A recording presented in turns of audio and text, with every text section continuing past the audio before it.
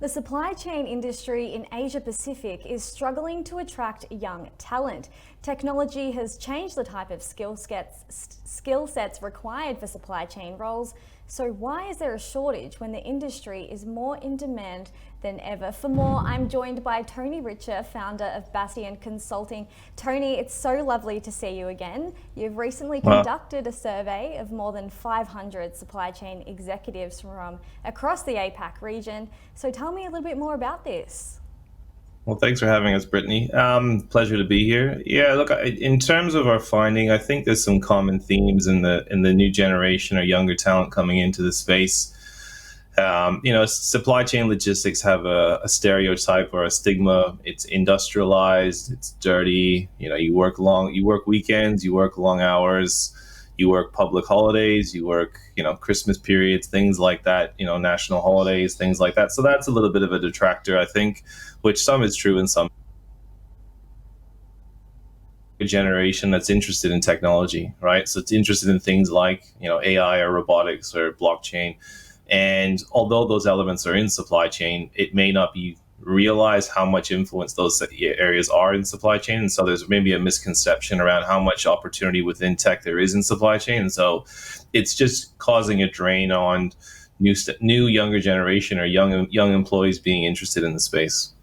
Yeah, exactly right. I guess some of the findings did come as a bit of a surprise. And as you mentioned, it's no longer just the forklift or the warehouse roles that a lot of people Correct. think are associated with supply chain. But considering the impact that COVID's had on the supply chain sector, it did put the industry in the spotlight there. And as you mentioned, we are heading towards digital and autonomous supply chains. So I guess with these advancements, what kind of new roles are there for young talent?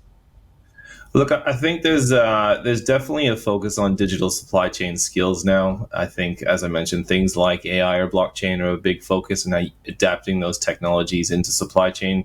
One of the big areas we're seeing a lot of focus on right now is implementation and integration. I think there's a lot of opportunities, the connectivity of multiple technologies in a logistics or supply chain environment. That's a core skill that is in demand, but also creates a lot of new opportunities in this space. And so I think that digital supply chain skill is the leading factor.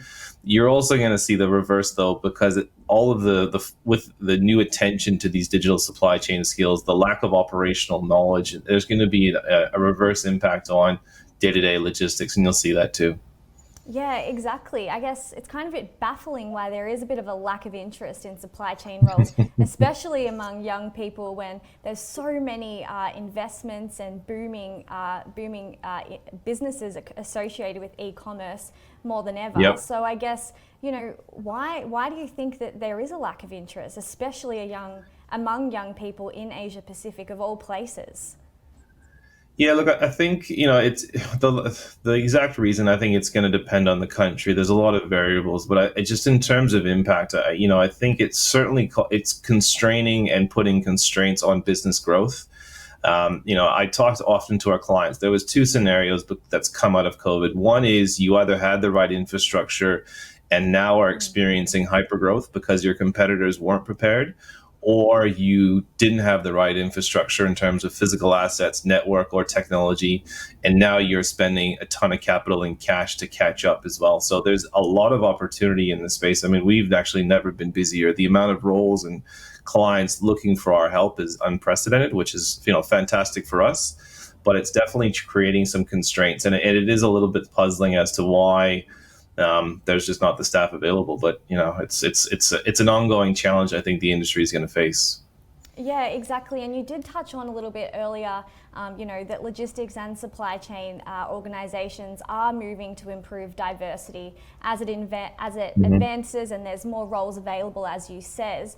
And Yep. just going off the findings from your survey as well, many respondents across Asia Pacific think that there is a gender imbalance across the supply chain Yep. workforce. So coming Yep. from your expertise and working with these businesses in the supply Yep. chain sector, what's these next steps to address this lack of interest and get more diversity into supply chain?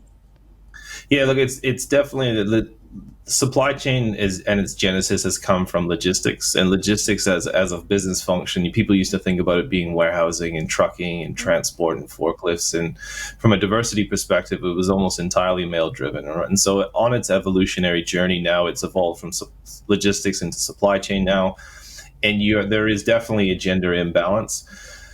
In terms of tackling that, it depends on the industry and the sector within the function of supply chain. But I think certainly the tech side, you see a lot more gender balance in technologies, and you see it not only in supply chain but technology as a whole. So I think that's going to help balance things out. But it's going to be a long-term journey, specifically in the warehouse and operational, which are really male-dominant in terms of culture. And it's not a negative thing, but there's an environment where it's predominantly male, and so there's going to need to be a lot of work around, investing and encouraging and welcoming that gender balance into those environments. But it's not going to happen overnight. Exactly right. Always work to be done, but as always, there's much more in supply chain to offer than just warehousing, and I'm sure there's a bright future ahead for young talent looking for jobs. For sure, for sure. No, it's a good spot to be in right now, that's for sure. Absolutely. Thank you so much, Tony, for jumping on with us today. It's been a pleasure as always. Thanks for having us. Cheers.